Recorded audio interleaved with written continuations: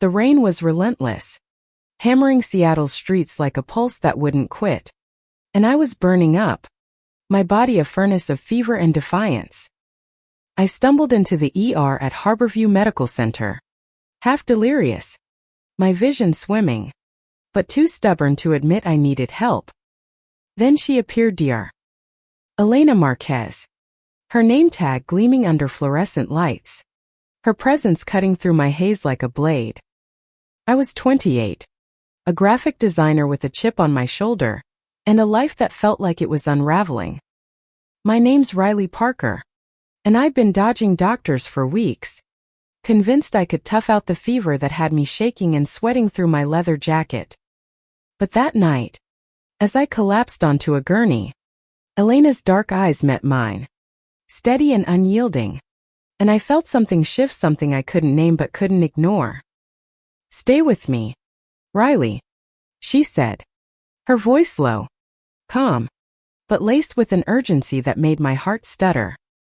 Her hands were cool against my burning skin as she checked my pulse, her touch professional yet impossibly gentle. I mumbled something incoherent, probably about how I didn't need saving, but she leaned closer, her breath warm against my ear. "You're not dying on my watch." The ER was chaos, beeping monitors, hurried footsteps, the sharp smell of antiseptic, but Elena was an island of calm. She was maybe a year older than me, her long black hair pulled into a neat bun, her white coat crisp despite the late hour. There was a quiet strength to her, a kind of grace that made the sterile room feel almost sacred. I didn't know then that she was a lesbian, or that her life was as tangled as mine, but I felt it, a pull, like gravity, drawing me to her. My fever was spiking, the world blurring at the edges, but Elena stayed close, her hand steady as she hooked me to and for. "You've got a nasty infection," she said, her brow furrowing as she read my chart. "Why'd you wait so long?" I tried to shrug, but my body wouldn't cooperate. Instead, I rasped, "Didn't think it was worth the fuss." Her lips twitched, almost a smile, but her eyes were serious. "You're worth the fuss, Riley." Those words hit harder than they should have. I wasn't used to being seen not like that. My life was a mess of freelance gigs, late nights, and a family that barely spoke to me after I came out at 19. I'd built walls, thick ones, to keep people out. But Elena, she was already slipping through the cracks. Hours passed in a feverish blur. I drifted in and out, catching fragments of her voice as she spoke to nurses, her tone sharp when someone questioned her orders. At one point, I woke to find her sitting beside me, her hand resting lightly on my arm. The room was quieter now, the chaos of the ER settling into the hum of a late-night shift. "You're gonna be okay," she whispered, and I believed her not because of her title, but because of the way her eyes held mine, like she saw more than just a patient. Then it happened. I was shivering, my teeth chattering despite the blankets, and Elena leaned in, her face inches from mine. "I need you to focus on my voice," she said, her words a lifeline. I tried, but the fever was pulling me under, and before I knew it, her lips brushed my forehead, a soft, fleeting kiss, meant to comfort, to ground me. But it was fire, electric, searing through the fog of my illness. I gasped, my eyes flying open, and she pulled back, her face unreadable. "I'm sorry," she said quickly, her voice tight. I didn't mean, but I cut her off, my voice hoarse but certain. "Don't be." Her eyes widened, and for a moment, we just stared at each other, the air between us thick with something unspoken. The fever was burning me alive, but that kiss, her touch, was what I'd never recover from. By morning, my fever had broken, but I was far from okay. Elena was gone, her shift over, and I was discharged with antibiotics and a warning to rest. I left the hospital with her name seared into my mind, her kiss a phantom ache on my skin. I didn't know her story, didn't know if she felt what I did, but I knew I had to find her again. Seattle was big, but not big enough to keep us apart, not when every beat of my heart was screaming her name. I spent the next week recovering, my apartment a cluttered mess of sketchpads and empty coffee mugs. But my thoughts weren't on work or the infection that had nearly floored me. They were on Elena, her steady hands, her quiet strength, the way her kiss had felt like a promise. I'd never been one for romance, not after a string of messy breakups and a family that called my love a sin. But this was different. This was her. I started haunting coffee shops near Harborview, hoping to catch a glimpse of her. Seattle's gray skies mirrored my mood, restless, uncertain, but alive with possibility. I didn't know if she was single, if she was out, or if that kiss had meant anything beyond a doctor's compassion. But I had to know. I had to see her again, even if it meant chasing a ghost through the rain-soaked streets. One evening, I saw her. She was leaving the hospital, her coat pulled tight against the drizzle, her hair loose and catching the light. My heart leapt, and before I could second-guess myself, called out, "Dr.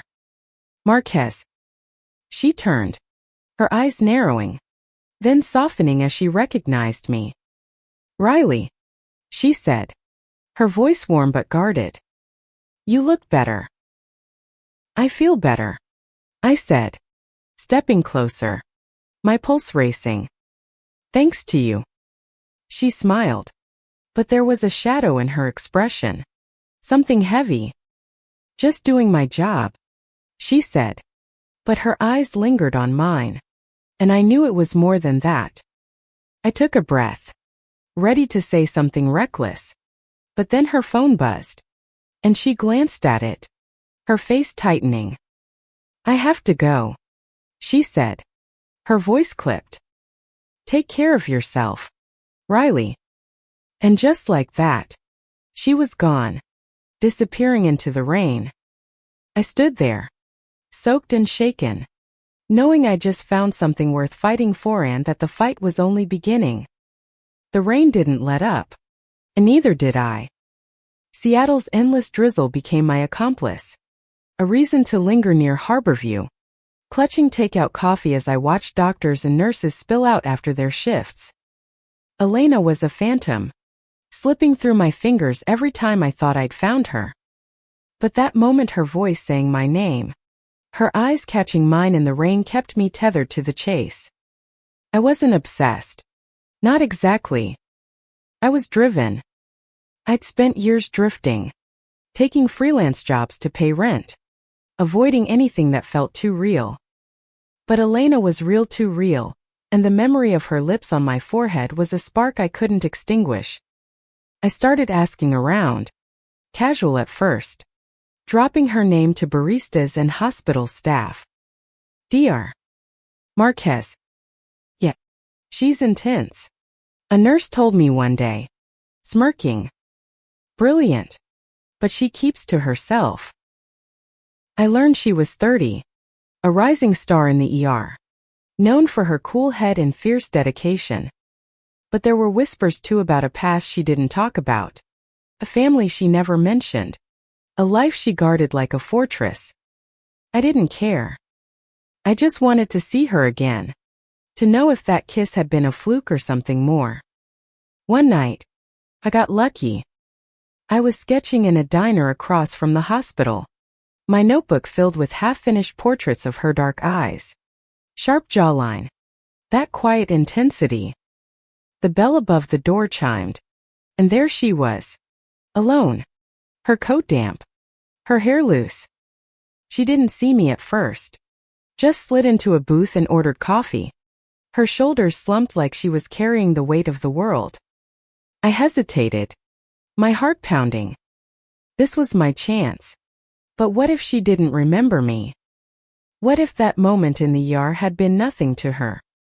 I closed my notebook, took a breath, and walked over. Dr.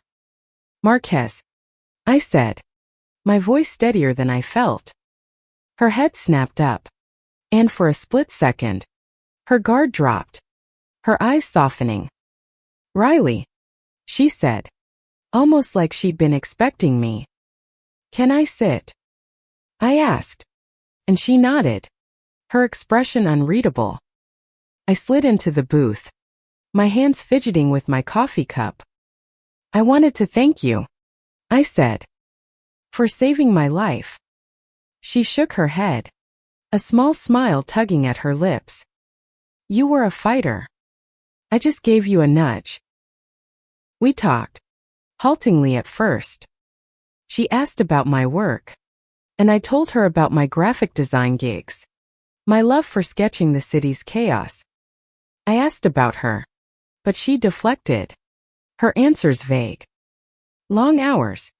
Not much else, she said, but her eyes told a different story, wary, haunted, but curious. I wanted to push, to ask about the shadows in her gaze, but I didn't. Not yet. Instead, I told her about the kiss. Not directly, but close enough. You grounded me that night, I said, my voice low. When I was out of it, you made me feel safe. Her face changed. A flicker of something, guilt, maybe, or fear. I crossed a line, she said quietly. I shouldn't have. I leaned forward, my pulse racing. I'm glad you did. The air between us crackled, heavy with what we weren't saying. She looked away, her fingers tightening around her mug. Riley, you don't know me, she said, her voice barely above a whisper. And I don't do this. I didn't ask what this was. I didn't need to. The way her eyes lingered on mine, the way her breath hitched at it was enough. She left soon after, citing an early shift, but not before I slipped her my number on a napkin. In case you need a sketch artist, I said, trying to keep it light. She smiled, a real one this time, and tucked the napkin into her pocket. Take care, Riley, she said, and I watched her disappear into the rain again, my heart a mess of hope and fear. The next few days were torture. I checked my phone obsessively, jumping at every notification. I sketched her face over and over, trying to capture the way her eyes held both strength and vulnerability. I told myself I was being ridiculous, that she was a doctor, busy, probably straight, probably not interested. But then, late one night, my phone lit up with a text. Hey, it's Elena. Coffee tomorrow. I nearly dropped my phone. I typed back a quick yes, my hands shaking. The next day, I met her at a small cafe near Pike Place Market, the air thick with the smell of roasted beans and sea salt. She was in jeans and a sweater, her hair down, and she looked less like a doctor and more like someone I could fall for. We talked for hours about art, music, the way Seattle's rain made everything feel alive. She opened up, just a little, telling me about her love for jazz and her habit of running along the waterfront to clear her head. But there was still a wall between us, a careful distance in her words. I wanted to ask about her life, her past, but every time I edged close, she steered the conversation away. Still, there were moments, her hand brushing mine as she reached for her coffee, her laugh when I teased her about her terrible taste in sci-fi that felt like promises. By the end of the week, we were texting daily, meeting when her schedule allowed.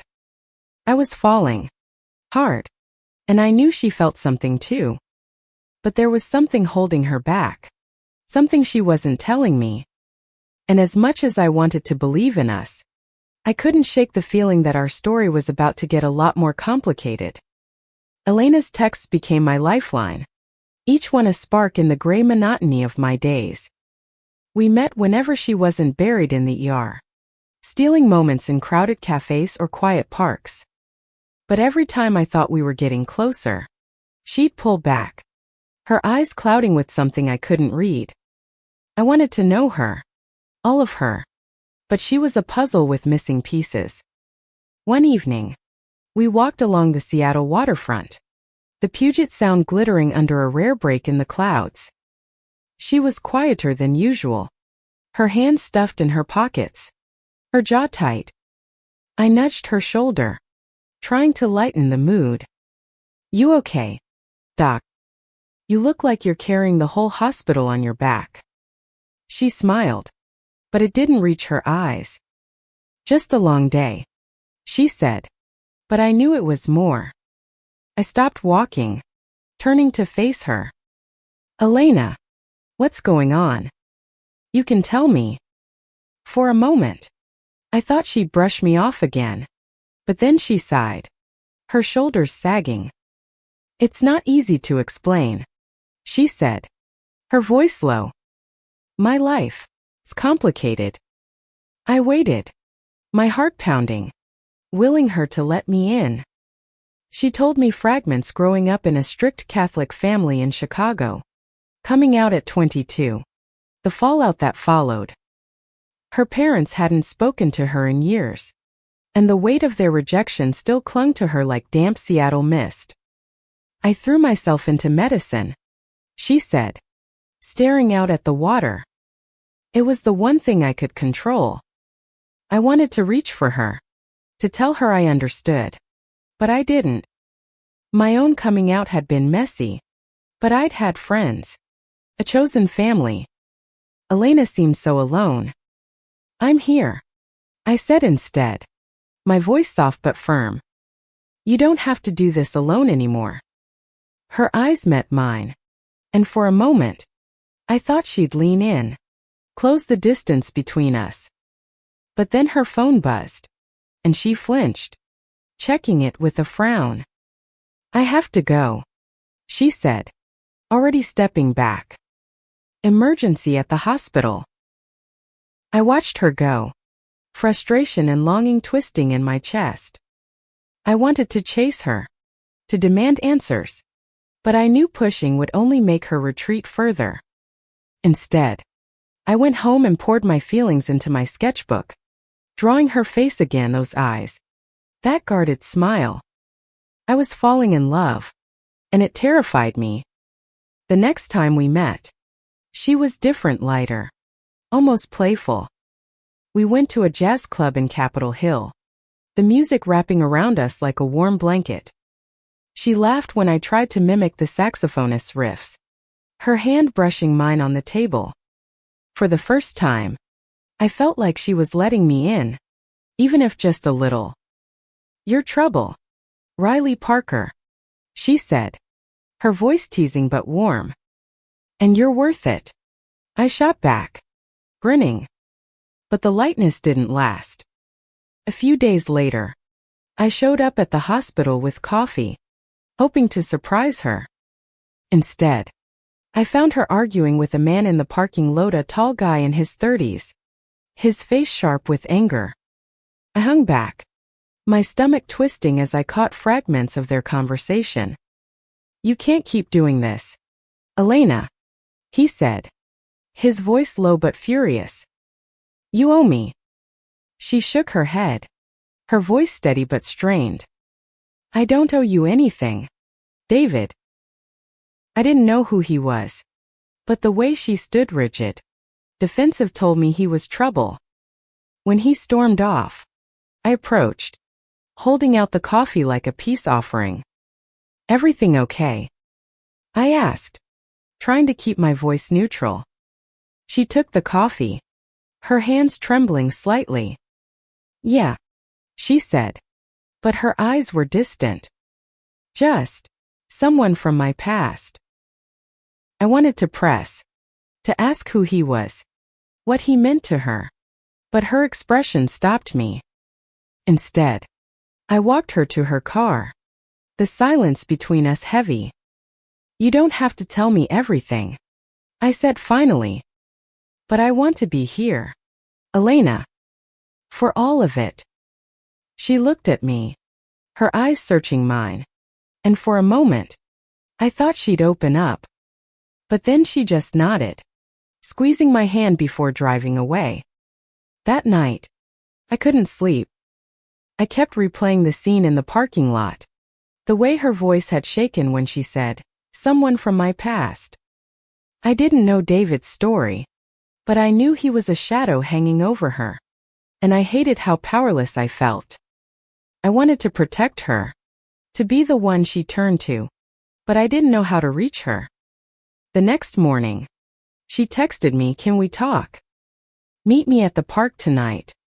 My heart leapt, but there was a knot in my stomach too. I knew this was a turning point for us, for her secrets, for whatever we were becoming. As I headed to the park, the Seattle sky heavy with clouds, I braced myself for whatever she'd tell me, knowing it could change everything. The park was quiet, the air thick with the scent of wet grass and pine. Elena was waiting by the waterfront, her silhouette sharp against the fading light. I approached, my heart a drumbeat in my chest, unsure if I was walking into a confession or a goodbye. She turned as I neared, her face softer than I'd ever seen it, but her eyes were stormy. "Riley," she said, her voice barely carrying over the lapping waves. "I owe you the truth." I nodded, my throat tight, and sat beside her on a weathered bench. The city hummed in the distance. But here, it was just us two women caught in something bigger than we'd planned. She told me about David. He was her ex-fiancé, from a life she'd left behind in Chicago. They'd been together before she came out. When she was still trying to fit into the mold her family wanted, good Catholic girl. Future wife. Future mother. "I thought I could be someone I wasn't," she said, her voice raw. But when I told him I was a lesbian, he didn't just walk away. He tried to fix me. Her words hit like a punch. I knew that kind of pain, not the same, but close enough. My own family had called my coming out a phase, choice, a sin. But Elena's story was darker. David had clung to her, refusing to let go, even after she moved to Seattle.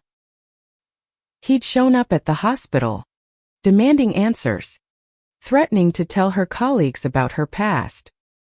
"He thinks he owns me," she said, her hands clenched. Like my truth is his to control. I reached for her hand, my fingers brushing hers. "He doesn't," I said fiercely. "No one does." She looked at me, her eyes glistening, and for the first time, she didn't pull away. Her hand tightened around mine, and I felt the weight of her trust, fragile but real. We sat there for a long time, the silence between us heavy but not empty. She told me more about the guilt she carried, the fear of being outed in a profession that wasn't always kind to people like us. "I've spent so long hiding," she said. "I don't know how to stop." I wanted to tell her she didn't have to, that I'd wait. But instead, I said, "You don't have to do it alone." That night, something shifted. Elena started letting me in, bit by bit. We spent more time together, late-night walks, quiet dinners in her tiny apartment, moments where the world felt small and safe. I learned her quirks, how she hummed jazz tunes when she cooked, how she'd fidget with her stethoscope when nervous. I fell harder with every moment, but the shadow of David lingered, a threat neither of us could ignore. One night, we were at her place, sprawled on her couch with a bottle of wine. She was laughing, her guard down, and I couldn't help myself. I leaned in and kissed her. Not on the forehead, not out of fever or comfort, but a real kiss, slow and deliberate. She froze for a heartbeat, then kissed me back, her hands tangling in my hair. It was fire. It was home. It was everything I'd been chasing since that night in the ER. But then her phone rang, shattering the moment. She pulled away, her face pale as she checked the screen. "It's him," she whispered, and I knew she meant David. She didn't answer, but the mood was gone, replaced by a tension that made my skin prickle. "What does he want?" I asked, my voice sharper than I meant. She shook her head, her eyes distant. "To ruin me."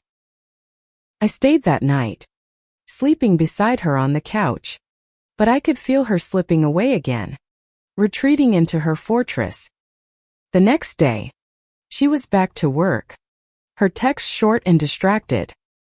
I tried to give her space, but I was scared of losing her, scared of what David could do. I started digging, asking around, trying to find out who he was. A friend of a friend knew him, a lawyer. Charming on the surface, but controlling, obsessive. He'd been asking about Elena, showing up at places she frequented. I confronted her about it one evening, my frustration boiling over. "You can't keep shutting me out," I said, standing in her kitchen, my hands shaking. "If he's dangerous, we need to do something." Her eyes flashed, a mix of fear and anger. "You think I don't know that? I've been dealing with him for years. Riley, you don't get it." Her words stung, but I saw the panic behind them, the weight she'd carried alone. "I want to get it," I said, softer now. "Let me help."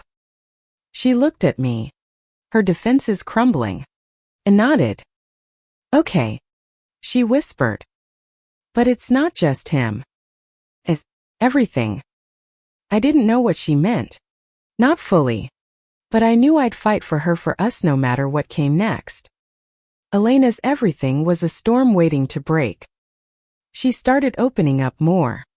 But each revelation came with a cost, a flicker of fear in her eyes, a hesitation in her voice. David wasn't just an ex. He was a specter of her old life, a reminder of the shame her family had drilled into her. He'd been calling her colleagues, dropping hints about her sexuality, testing how far he could push. "He wants me to run," she told me one night, her voice hollow. "To disappear again." I wasn't going to let that happen. I started spending more time at her apartment. Not just for her, but for me. Being near her grounded me, even when things felt like they were spiraling. We'd cook together, her jazz playlists filling the silence. And for brief moments, it felt like we could outrun the past. But David was relentless. He'd leave voicemails, vague but menacing. And once, a bouquet of flowers showed up at her door with a note, "You can't hide forever." I wanted to confront him, to tell him to back off. But Elena stopped me. "He's not worth it," she said, her voice firm but her hands trembling. "I just want to live my life." I admired her strength, but I hated how it came at the cost of her peace. I started researching restraining orders, talking to a lawyer friend about what we could do. Elena was hesitant, afraid of drawing attention, but I could see her resolve hardening. One night, we went to a queer bar in Capitol Hill, a rare night out where she let herself relax. We danced, her body pressed close to mine, her laughter bright against the thumping music. For the first time, I saw her unburdened, her smile unguarded. I kissed her under the neon lights, and she kissed me back, fierce and unafraid. "You make me feel free," she whispered, and my heart swelled, even as I knew the fight wasn't over. The next morning, reality crashed in. Elena got a call from the hospital. Someone had filed a complaint, questioning her professionalism, hinting at personal misconduct. It was anonymous, but we both knew it was David. She was shaken, her face pale as she paced her apartment. "This could ruin my career," she said, her voice breaking. Everything I've worked for. I felt helpless, rage burning in my chest. We'll fight this, I said, pulling her close. You're not alone. She nodded, but I could feel her pulling away again, retreating into that fortress I'd worked so hard to breach. I hated it, but I understood she was protecting herself, protecting us. We hired a lawyer, a tough woman named Sarah who specialized in workplace harassment. She was optimistic, but the process was grueling: paperwork, interviews, the constant fear of what David might do next. Elena threw herself into work, taking extra shifts to prove her worth, but I could see the toll it was taking. Her smiles were rarer, her eyes shadowed. One evening, I found her crying in her kitchen, her phone clutched in her hand. He emailed me, she said, her voice barely audible. He says he's coming to Seattle. My blood ran cold, but I kept my voice steady. We'll handle it, I said, wrapping my arms around her. Together. We went to the police, filed for a restraining order, but the process was slow, and David was slippery. He didn't show up at her apartment, but we'd see him at a distance watching from across the street, lingering near the hospital. Each sighting chipped away at Elena's strength, and I felt my own resolve tested. I wasn't just fighting for her. I was fighting for the life we could have. The one I saw in her eyes when she let herself hope. One night, we stayed up late, talking about what we wanted not just now, but years from now. I want a life where I'm not afraid, she said, her voice soft but fierce. Where I can love you without looking over my shoulder. I kissed her, my heart aching with how much I wanted that too. We'll get there, I promised, and for the first time, I believed it. But the storm was coming, faster than we'd expected. David wasn't done, and the next move would be his. As we held each other that night, the Seattle rain drumming against the windows, I knew we were on the edge of something bigger, a fight that would test us both, but one I'd never walk away from. David's shadow grew darker, a storm cloud over every moment of peace we carved out. The restraining order was granted, but it felt like a paper shield, useless unless he crossed a line we could prove. Elena was unraveling, her confidence chipped away by his relentless presence. I could see it in the way she checked her phone, the way she flinched at unexpected noises. But she was still fighting, and so was I. We started taking precautions, changing her routes to work, avoiding the places he'd been spotted. I moved in with her, unofficially, my sketchbooks and clothes piling up in her apartment. It wasn't just about safety. It was about proving we could build something, even in the chaos. We'd cook dinner, laugh over Bat TV, and for brief moments, felt like we were winning. But David wasn't playing by rules. One night, we came home to find her apartment door ajar, the lock scratched. Nothing was taken, but the message was clear. He could reach her. Elena's face was pale, her hands shaking as she called the police. They took a report, but without evidence linking it to David. Their hands were tied. I held her that night, her body tense against mine, and whispered, "We're stronger than him." The hospital investigation was another blow. The complaint was dismissed. Sarah's legal work was airtight, but the whispers lingered. Elena overheard colleagues gossiping, questioning her professionalism, her personal life. She didn't say it, but I knew she was terrified of losing everything she'd built. I tried to be her anchor, but I was scared, too scared of how far David would go, scared of losing her to her own fears. Then came the breaking point. We were at a cafe, a rare moment of normalcy, when David walked in. He didn't approach, just stood by the counter. His eyes locked on Elena. My blood boiled, but she grabbed my hand. her grip tight. "Don't," she whispered. "He wants a reaction." I stayed put, but every muscle in my body screamed to protect her. That night, she broke down. "I can't keep doing this," she said, tears streaming down her face. "I'm so tired, Riley." I held her, my own eyes burning. "Then let me fight for you," I said. "We're not running." She looked at me, her gaze raw, and nodded. "Okay," she said, her voice small but resolute.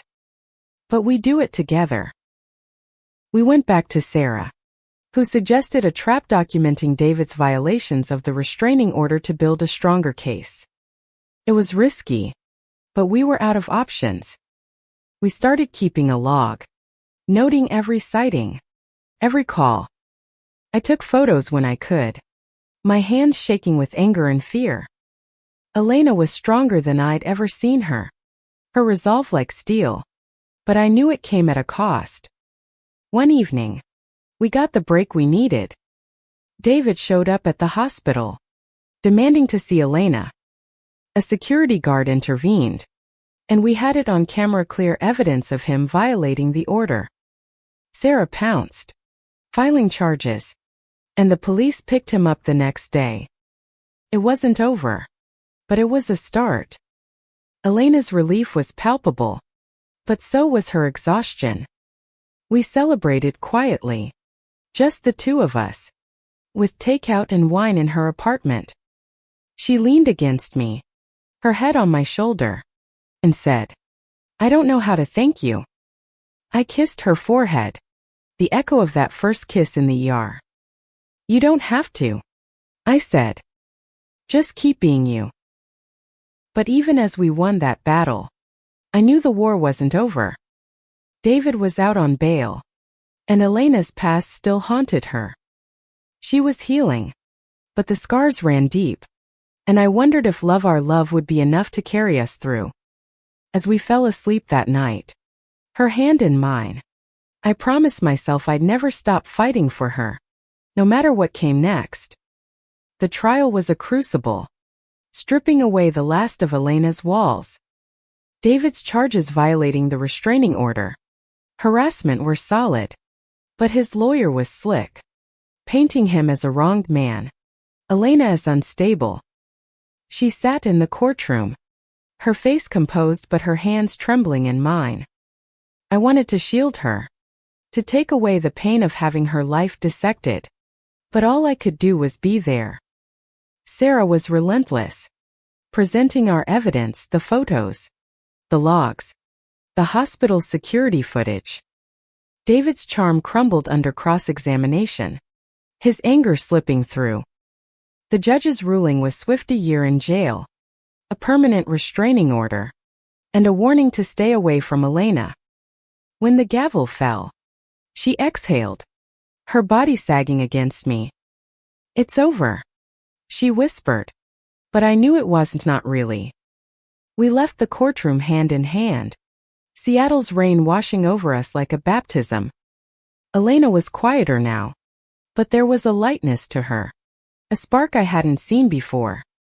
We went back to her apartment, and for the first time in months, she laughed freely, her eyes bright as she pulled me into a dance to her favorite jazz record. "We made it," she said, her voice thick with emotion. Kissed her, slow and deep, and felt her smile against my lips. But healing wasn't linear.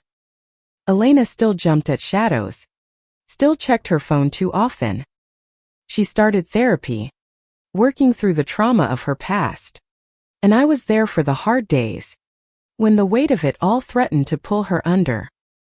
I learned to love her through the silences, the moments when she needed space but still reached for my hand.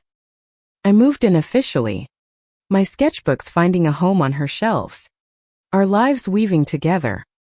We built routines: morning coffee runs, late night talks, quiet moments where we just exist together. I started a new project, a graphic novel inspired by our story, pouring my love for her into every line. She read the drafts, her eyes shining. "You make me sound like a hero," she said. "You are," I told her. One evening, a year after the trial, we walked along the waterfront, the same place where she'd first opened up to me. The sky was clear, stars piercing through the city's glow. She stopped, turning to face me, her expression soft but serious. "I was scared to love you," she said. Scared of what it meant, what I could lose. "But you changed everything." My heart swelled, tears pricking my eyes. "You changed me too," I said. "That kiss in the air, it's still burning." She laughed, a sound like music, and pulled me close. "I'm never letting you go," she whispered, and I knew she meant it. We weren't perfect. There were fights, fears, moments when the past crept in. But we faced them together, building a life that was ours, messy, beautiful, real. Elena went back to the ER, her confidence returning, her colleagues' respect hard-won but unwavering. I finished my graphic novel, dedicating it to her, to the doctor who kissed me in my fever and saved me with her touch. As we stood on the waterfront that night, the city alive around us, I realized something. Love wasn't just the spark, the kiss, the rush. It was the fight, the choice to stay, to build something unbreakable. Elena was my home, and I was hers. And no matter what came next, we'd face it together, two women, scarred but whole, forever changed by a fever and a kiss.